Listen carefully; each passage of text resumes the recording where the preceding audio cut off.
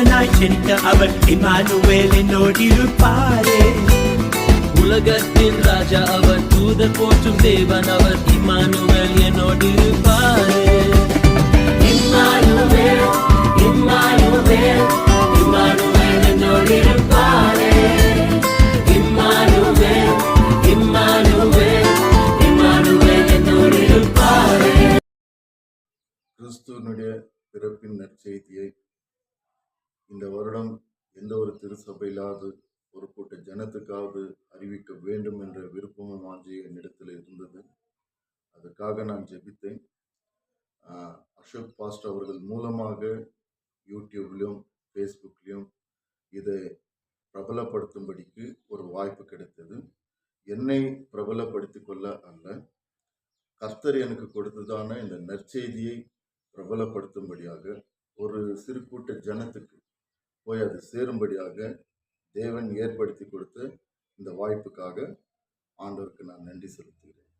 நாம் நேரடியாக தேவனுடைய வார்த்தைக்குள்ளாக கடந்து செல்லலாம். பரிசுத்த லூக்காய் எழுதின சுவிசேஷம் 2ஆம் அதிகாரம் வசனம் 10, 11 நாம் இந்த நாளில் வாசிக்கலாம். 10வது வசனத்தில் சொல்லப்பட்டிருக்குது, தேவதூதன் அவர்களை நோக்கி பயப்படாதிருங்கள், இதோ எல்லா ஜனத்துக்கும் மிகுந்த சந்தோஷத்தை உண்டாக்கும் நற்செய்தியை உங்களுக்கு அறிவிக்கிறேன். இன்று கர்த்தராகிய கிறிஸ்து என்னும் இரட்சகர் உங்களுக்கு தாவீதின் ஊரிலே பிறந்திருக்கிறார் என்று. அதுக்கு முன்ன இருக்கிற பகுதி, அதுக்கு அடுத்த இருக்கிற பகுதியை பார்த்தீங்கன்னாக்கா, இயேசு கிறிஸ்துவனுடைய பிறப்பை குறித்ததான நற்செய்தி முதல் மேய்ப்பர்களுக்கு அறிவிக்கப்பட்டுச்சு. இந்த செய்தி மேய்ப்பர்களுக்கு அறிவிக்கப்பட்டாலும் இது வெறும் பெத்லகேம்ல இருக்கிற ஜனங்களுக்கு என்று அறிவிக்கப்படாமல், இல்லை மேய்ப்பர்களுக்கு என்று அறிவிக்கப்படாமல், இது எல்லா ஜனத்துக்காகவும் அறிவிக்கப்பட்டது. அங்க சொல்லப்பட்ட 10வது வசனத்தை நீங்க ஒவ்வொன்றா நீங்க பார்த்தீங்கன்னாக்கா, முதலாவது சொல்லப்பட்ட வார்த்தைகள் பயப்படாதிருங்கள். மேய்ப்பர்களை பார்த்து தேவதூதர்கள் சொல்றாங்க பயப்படாதிருங்கள் என்று சொல்லி. அதுக்கு அடுத்தபடியா, இதோ எல்லா ஜனத்துக்கும் மிகுந்த சந்தோஷத்தை, எல்லா ஜனத்துக்கும், நீங்க கிறிஸ்தவர்களா இருக்கலாம், கிறிஸ்தவர்கள் அல்லாதவர்களா இருக்கலாம், எந்த மொழி பேசுகிற ஜனமா இருக்கலாம், முழு உலகத்தில் இருக்கிற எல்லா ஜனங்களுக்காகவும் அறிவிக்கப்பட்ட ஒரு நற்செய்தியாக இருக்குது. எல்லா ஜனத்துக்கும் மிகுந்த சந்தோஷத்தை உண்டாக்கும் நற்செய்தி. நற்செய்தி என்ற இந்த வார்த்தையை தான் நம்ம இன்னொரு விதங்களில் சொல்லும்போது சுவிசேஷம் என்று சொல்லுகிறோம். ஒரு ஊழியக்காரர் சொன்னார், சுவிசேஷம் என்று சொன்னால் நற்செய்தி, நற்செய்தி என்று சொன்னால் இயேசு கிறிஸ்து தான் அந்த நற்செய்தி, அவரை பற்றினதான செய்தி தான் நற்செய்தி என்று சொல்லி. முதலாவது நற்செய்தி என்று சொல்லப்படும் போது அது என்னவா இருக்கணும்னாக்கா, அதை கேட்கும்போது ஜனங்களுக்கு ஒரு மகிழ்ச்சி உண்டாகணும், சந்தோஷம் உண்டாகணும், ஒரு ஆறுதல் உண்டாகணும், ஒரு சமாதானம் உண்டாகணும், ஒரு தைரியம் உண்டாகணும். இப்படி பல காரியங்கள் இருக்குது. ஸோ இங்க சொல்லப்பட்டிருக்கிற வார்த்தை என்னன்னு சொன்னாக்கா, மிகுந்த சந்தோஷம், சாதாரணமான சந்தோஷம் இல்லை, கிரேட் ஜாய் அப்படின்னு என்று சொல்லப்பட்டிருக்குது. ஆங்கிலத்தில் I will bring the good tidings and to you, good tidings of great joy என்று சொல்லப்பட்டிருக்கு. மிகுந்த சந்தோஷம். அந்த மிகுந்த சந்தோஷம் இன்னைக்கு உலகத்தில் இருக்கிற நாம் அனுபவிக்கிறவங்கலாம், இல்லை கிறிஸ்துவனுடைய பிறப்பை இந்த கிறிஸ்துமஸ் பண்டிகை கொண்டாடுகிற மற்றவங்க அனுபவிக்கிறாங்களா என்று பார்க்கும்போது இல்லை. உதாரணத்துக்கு இப்போ நான் ஒரு நம்பரை பார்த்து happy Christmas brother, happy Christmas pastor அப்படின்னு சொல்லும் போது அந்த செய்தியை சொல்ற எனக்கு மிகுந்த சந்தோஷம் உண்டாகுதா, இல்லை நான் யாருக்கு எந்த நபருக்கு அதை சொல்றேனோ அவங்க அதை கேட்கறதுனால அவங்களுக்கு மிகுந்த சந்தோஷம் உண்டாகுதானாக்கா ஒன்றும் கிடையாது. ஹாப்பி கிறிஸ்மஸ் சும்மா வாயளவில் சொல்றோமே தவிர சொல்ற நமக்குள்ளவும் ஒரு சந்தோஷம் கிடையாது, கேட்குறவங்ககிட்டயும் ஒரு சந்தோஷம் கிடையாது. ஆனா இங்க வேத வசனம் சொல்லுது மிகுந்த சந்தோஷத்தை உண்டாக்கும் நற்செய்தி என்று சொல்லி.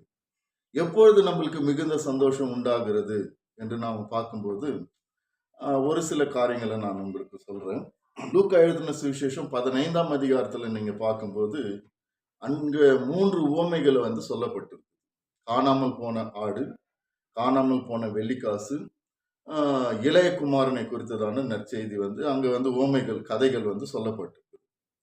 அதுல காணாமல் போன ஆடுகளை குறித்ததான உவமையில சொல்லும்போது லூக்கா எழுதின சுவிசேஷம் 15ஆம் அதிகாரம் 7ஆம் வசனத்தை வந்து பார்க்கும்போது அங்க வந்து இயேசு சொல்லி இருக்கிறாரு. அது போல மனம் திரும்ப அவசியம் இல்லாத 99 நீதிமான்களை குறித்து சந்தோஷம் உண்டாகிறதை பார்க்கிலும் மனம் திரும்புகிற ஒரே பாவி நிமித்தம் பரலோகத்துல மிகுந்த சந்தோஷம் உண்டாகிறது என்று சொல்லப்பட்டது. அந்த சாப்டர் முழுதும் நீங்க வந்து பாத்தீங்கன்னாக்கா, காணாமல் போன ஆடை கண்டுபிடிக்கும் போது ஒரு மிகுந்த சந்தோஷம் உண்டாச்சு. காணாமல் போன வெள்ளி காசை தேடி கண்டுபிடிக்கும் போது ஒரு மிகுந்த சந்தோஷம் உண்டாகிச்சு. வீட்டை விட்டு தகப்பனுடைய அன்பை விட்டு பிரிந்து போன இளையகுமாரன் திரும்பி வரும்போது மிகுந்த சந்தோஷம் உண்டாகி அங்க ஒரு பெரிய கொண்டாட்டம் வந்து நடந்ததாக வந்து நாம பார்க்கிறோம். ஸோ அப்படி பார்க்கும்போது இந்த மிகுந்த சந்தோஷம் எப்படின்றத நாம் அறிந்து கொள்ளலாம். முதலாவது, தேவன் வந்து மனுஷனை சிருஷ்டிக்கும் போது அவனை ஆணும் பெண்ணுமாக சிருஷ்டித்து ஏதேன் தோட்டத்துல வந்து வச்சார். அவங்களுக்கு வந்து எந்த கஷ்டமும் இல்லாம 7 விதமான ஆசீர்வாதங்களும் அவனுக்கு கொடுத்திருந்தார். முதலாவது, அவனுக்கு வந்து தன்னுடைய சாயலும் தன்னுடைய ரூபத்தையும் கொடுத்திருந்தார். அவனுக்குள்ள ஒரு நித்திய ஜீவன் வந்து இருந்துச்சு. அவனுக்கு வந்து ஒரு ஃப்ரீடம் இருந்துச்சு, ஒரு சுதந்திரம் இருந்துச்சு, ஃப்ரீ வில். அதாவது சாய்ஸ் வந்து அவனே வந்து தேர்ந்து கொள்ளலாம். ஆண்டவர் சொல்றாரு, நான் நல்லதையும் உனக்கு முன்பதாக வைக்கிறேன், கெட்டதையும் வைக்கிறேன், மரணத்தை வைக்கிறேன், ஜீவனையும் வைக்கிறேன், ஆசீர்வாதத்தை வைக்கிறேன், சாபத்தை வைக்கிறேன். நீ எதை தெரிந்து கொள்வேன், நீ தெரிந்து கொள்ளலாம்னு சொல்லிட்டு அவனுக்கு ஒரு சுயாதீனத்தை, சுதந்திரத்தை கொடுத்திருந்தார், ஃப்ரீடம் கொடுத்திருந்தார், ஃப்ரீ வில். அவன் ஒரு அடிமை போல அல்ல, ஒரு சுதந்திரவாளியாக வைத்திருந்தார். அது மாத்திரமல்ல, அவனுக்கு வந்து ஒரு ஆளுகையை கொடுத்திருந்தார், இந்த பூமியை நீ ஆண்டு கொள்ளுங்கள் என்று சொல்லி. அப்புறமா பலுகி பெருகி பூமியை நிரப்புங்கள் என்று சொல்லி அவனுக்கு இந்த மாதிரி சொல்ல போனா 7 விதமான ஆசீர்வாதங்களை தேவன் கொடுத்திருந்தார். எப்போ மனுஷன் வந்து ஆண்டவருடைய வார்த்தைக்கு கீழ்ப்படியாம பாவத்துக்குள்ளானானோ அந்த 7 விதமான ஆசீர்வாதங்களையும் அவன் இழந்து போனான். அது மாத்திரமல்ல, அந்த ஏதேன் தோட்டத்தையே விட்டு வெளியே துரத்தப்பட்டான். ஒருவேளை அவன் செய்த பாவத்துக்கு மன்னிப்பு கேட்டிருந்தாக்கா, ஒருவேளை தோட்டத்துல இருந்திருக்கிறானோ இன்னமோ நமக்கு சரியா தெரியாது. ஆனா மன்னிப்பு கேட்கல, மாறாக அவங்க வந்து பழிய வந்து மற்றவங்க மேல போட்டாங்க. அதனால வந்து என்ன ஆச்சுனாக்கா, ஏதேன் தோட்டத்தை விட்டு வெளியே துரத்திட்டாரு. அதுக்கப்புறமா அவங்க திரும்பி அதுக்குள்ள வராதபடிக்கு அந்த வழியை அடைச்சு போட்டாரு. அங்க கேருபீன்களையும் வீசிக்கொண்டு இருக்கிற சுடரொளி பட்டங்களையும் காவலா வச்சுட்டார். அப்போ தான் இழந்து போன எல்லா ஆசீர்வாதங்களையும் நன்மைகளையும் இழந்து போய் வெளியே போன பிறகு அவங்க வந்து நினைச்சு ஃபீல் பண்ணியிருக்காங்க, நம்ம எப்படியெல்லாம் வந்து சந்தோஷமா இருந்தோம், நம்ம சந்தோஷத்தை எல்லாம் இழந்து போயிட்டோமே அப்படின்னு சொல்லி அவங்க நினைச்சு வருத்தப்பட்டு இருப்பாங்க, ஏங்கி இருப்பாங்க. அவங்க பிள்ளைகளுக்கு அதை சொல்லியிருப்பாங்க, மீண்டும் நம்மளுக்கு ஒரு வாய்ப்பு கிடைக்குமா என்று சொல்லி ஒரு ஏக்கத்தோடு கூட இருந்திருப்பாங்க. ஆனா அதுக்கான வாய்ப்பே இல்லாத போச்சு.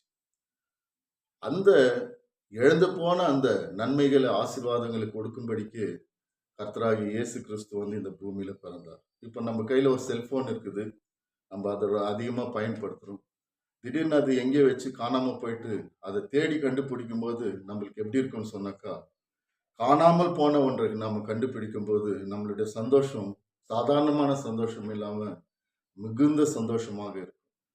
நாம் தொலைந்து போன ஒன்றை தேடி கண்டுபிடிக்கும் போது, இழந்து போன ஒன்றை மீண்டும் பெற்றுக்கொள்ளும் போது மிகுந்த சந்தோஷம் உண்டாகிறது. ஸோ அப்படின்னாக்கா, இந்த இடத்துல சொல்லப்பட்ட அந்த மிகுந்த சந்தோஷம் என்னன்னு சொன்னாக்கா, ஏதேன் தோட்டத்து அனுபவத்தை. ஒரு மனுஷன், பாவப்பட்ட மனுஷன் வெளியே துரத்தப்பட்டான், மீண்டுமாக அவனை ஏதேன் தோட்டத்துக்குள்ள கொண்டு வர முடியுமானா முடியாது. எனக்கு மனுஷன் பாவத்தில் இருக்கிறான். அந்த பாவத்தில் இருக்கிற மனுஷனை விடுதலையாக்கி மீண்டுமாக அவனை ஏதேன் தோட்டத்துக்குள்ள கொண்டு வந்து அவன் இழந்து போன அந்த சந்தோஷத்தை மிகுந்த சந்தோஷமாக கொடுக்கும்படியாகவே கர்த்தராகிய இயேசு கிறிஸ்து இந்த பூமியில வந்தார். அல்லேலூயா. ஸோ வேதத்துல சொல்லப்பட்டிருக்குது, இதோ எல்லா ஜனத்துக்கும் மிகுந்த சந்தோஷத்தை உண்டாக்கும் நற்செய்தி இன்று உங்களுக்கு அறிவிக்கிறேன். அது என்ன நற்செய்தி என்று சொன்னாக்கா, இன்று கர்த்தராகிய இயேசு கிறிஸ்து உங்களுக்கு தாவீதின் ஊரில் பிறந்திருக்கிறார். இயேசு கிறிஸ்து இந்த உலகத்துல நமக்காக பிறந்தது நிமித்தம் நாம என்ன பண்ணிட்டோம்னாக்கா, நாம் இழந்து போன எல்லா நன்மைகளையும் ஆசீர்வாதங்களையும் மீண்டுமாக திரும்ப பெற்றுக்கொண்டோம். அது மாத்திரமல்ல, அந்த ஏதேன் தோட்டத்து அனுபவத்தை நாம் மீண்டுமாக பெற்றுக்கொண்டோம். நம்மளுடைய பாவங்களை மன்னித்து அவருடைய ரத்தத்தினால நம்மளை சுத்திகரித்து எங்க கொண்டு வந்து வச்சுட்டாருன்னு சொன்னாக்கா, ஏதேன் தோட்டத்துக்குள்ள நம்மளை கொண்டு வந்து வச்சுட்டாரு. அந்த ஏதேன் தோட்டம் எதுன்னு சொன்னாக்கா, இன்றைக்கு நாம பார்க்கிற அந்த புதிய ஏற்பாட்டு சபையாக இருக்கிறது. அல்லேலூயா. சோ ரட்சிக்கப்பட்ட ஒவ்வொரு மனுஷனும் திருசபைக்குள்ள வந்து கொண்டு வந்து சேர்க்கப்படுகிறான். அந்த திருசபை தான் ஏதேன் தோட்டமாக இருக்கிறது. இன்னைக்கு உலகமெங்கிலும் அநேக ஏதேன் தோட்டங்களை தேவன் உருவாக்கி வைத்திருக்கிறார். ஏதேன் தோட்டத்துல ஜீவ விருட்சம் இருந்தது போல இன்னைக்கு திருசபையில அந்த ஹோலி கம்யூனியன் சர்வீஸ் என்று சொல்லுகிறார்களே, அந்த சர்வீஸ் வந்து அதுதான் வந்து ஜீவ விருட்சத்துக்கு அடையாளமாக இருக்கிறது. கர்த்தராகிய இயேசு கிறிஸ்து இந்த பூமியில பிறந்தது நிமித்தம் நாம மீண்டுமாக இழந்து போன அந்த பாக்கியத்தை பெற்றுக்கொண்டது நிமித்தம் நம்மளுடைய சந்தோஷம் எப்படிப்பட்ட சந்தோஷமாக இருக்கிறது என்று சொன்னால், சாதாரணமான ஒரு சந்தோஷம் அல்ல, மிகுந்த சந்தோஷமாக இருக்கிறது. அல்லேலூயா. இன்னைக்கு நான் அந்த திருசபையில இருக்கும்போது நான் என்ன நினைக்கிறேன்னு சொன்னாக்கா, ஒரு காலத்துல நான் எங்க இருந்தேன்? இந்த ஏதேன் தோட்டத்துக்கு வெளியே இருந்தேன். இப்போ நான் மனம் திரும்பி ரட்சிக்கப்பட்டு இயேசுவை ஏற்றுக்கொண்டது நிமித்தம் இந்த ஏதேன் தோட்டத்துக்குள்ள வந்திருக்கிறேன். அல்லேலூயா. ஏதேன் தோட்டத்துக்குள்ள இணைக்கப்பட்டு நம்ம எங்க போனாலும் அது ஏதேன் தோட்டத்துக்குள்ள கனெக்டடாகவே இருக்குது. ஏன்னு சொன்னாக்கா, ஆதாம் ஏவாள் இருக்கும்போது தேவனை சந்திக்க அவங்களுக்குன்னு ஒரு இடம் இருந்துச்சு. அதுக்கப்புறம் மற்ற இடங்கள் எல்லாம் அவங்க ஃப்ரீயா வந்து அவங்க வாழ்ந்து கொண்டிருந்தாங்க. அப்படிதான் எப்போ திருசபைக்குள்ள இணைக்கப்பட்டு நம்ம எங்கெல்லாம் போறோமோ, நம்ம வீடாகட்டும், நம்ம வேலை செய்கிற ஸ்தலமாகட்டும், எல்லாமே ஏதேன் தோட்டத்துக்குள்ள இணைக்கப்பட்டதா இருக்குது. இப்போ நாம என்ன பண்ணணும்னு சொன்னாக்கா, நாம் பெற்றுக்கொண்ட இந்த மிகுந்த சந்தோஷத்தை மற்றவங்களும் பெற்றுக்கொள்ள நாம பிரயாசப்படணும். சோ நம்ம குடும்பத்துல இருக்கிறவங்கள பார்க்கும்போது இவங்கள போலதான் நானும் ஒரு காலத்துல பாவத்துல இருந்தேன், ஏதேன் தோட்டத்துக்கு வெளியே இருந்தேன். இன்னைக்கு ரட்சிக்கப்பட்டு ஏதேன் தோட்டத்துக்குள்ள போய் நான் இழந்து போன சந்தோஷத்தை பெற்றுக்கொண்டேன், இழந்து போன ஆசீர்வாதத்தை பெற்றுக்கொண்டேன், இழந்து போன ஆரோக்கியத்தை பெற்றுக்கொண்டேன், இழந்து போன சமாதானத்தை பெற்றுக்கொண்டேன், இழந்து போன நன்மைகளை பெற்றுக்கொண்டேன். அதே மாதிரி இவங்களும் அதை பெற்றுக்கொள்ள வேண்டும் என்று சொல்லி இவர்களுக்காக நாம பிரயாசப்பட்டு ஜெபிக்கணும். வெளியில இருக்கிற மற்ற புறஜாதியார் யாரையாவது பார்க்கும்போது நமக்குள்ள என்ன வரணும்னு சொன்னாக்கா, இவங்களும் எங்க இருக்க வேண்டும்னு சொன்னாக்கா, ஏதேன் தோட்டத்துக்குள்ள இருக்க வேண்டியவங்க. ஏன் இப்போ இவங்க வெளியே இருக்கிறாங்கன்னு சொன்னாக்கா, பாவத்தின் நிமித்தம். இந்த பாவத்தை விட்டு மனம் திரும்பினா அவங்களுக்கு ஏதேன் தோட்டத்து அனுபவம் இருக்குதுன்னு வந்து அவங்களுக்காக சொல்ல வந்து யாருமே இல்லை. சோ நாம என்ன பண்ணணும்னு சொன்னாக்கா, ஒரு பக்கம் மற்ற ஜனங்களும் மனம் திரும்பி ரட்சிக்கப்பட வேண்டும் என்று ஜெபிக்கணும். அடுத்தபடியா அவர்களுக்கு இயேசு பிறப்பின் நற்செய்தியை அறிவிக்கணும். இந்த நற்செய்தியை அறிவிக்கும் போது அவங்க கேட்டு மனம் திரும்பும் போது அவர்களும் எந்த அனுபவத்தை பெற்றுக்கொள்கிறார்கள் என்று சொன்னா, இழந்து போன அந்த ஏதேன் தோட்டத்து அனுபவத்தை பெற்றுக்கொள்கிறார்கள். அந்த ஏதேன் தோட்டத்தில் இருந்து வாழும்போது நித்திய அவருடைய 2ஆம் வருகையில நாம நித்திய ஏதேன் தோட்டத்துக்குள்ள போய் என்றென்றைக்கும் தேவ சமூகத்துல நாம வாழ்ந்திருப்போம். கர்த்தர் தாமே இந்த வார்த்தைகளை கொண்டு நம்மை ஆசீர்வதிப்பாராக.